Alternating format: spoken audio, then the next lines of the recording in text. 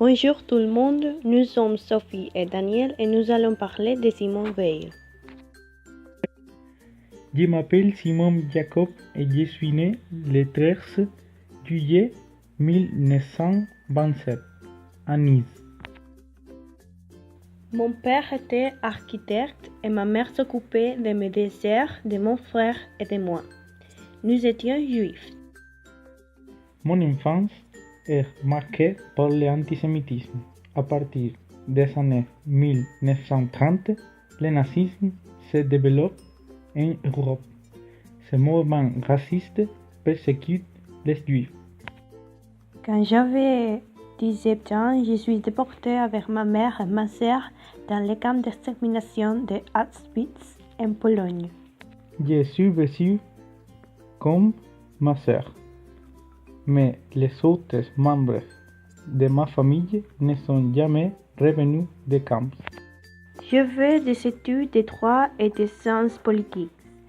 C'est à ce moment-là que j'ai rencontré mon futur mari, Antoine Veil.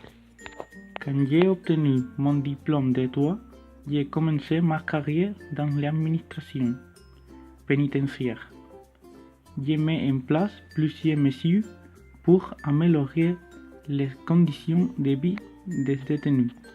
En 1969, j'entrais au gouvernement. J'ai débuté au ministère de la Justice avant de devenir moi-même ministre de la Santé en 1974 et 1979. J'ai présidé le Parlement européen de 1979 à 1982. Je suis la première femme à occuper ce poste. Je suis connue pour mon combat pour les droits des femmes. Lorsque j'étais ministre de la Santé, j'ai fait adopter une loi permettant aux femmes d'avorter légalement. Depuis 2010, je suis membre de l'Académie française d'où la mission est de défendre la langue française et de rédiger le dictionnaire de l'Académie française.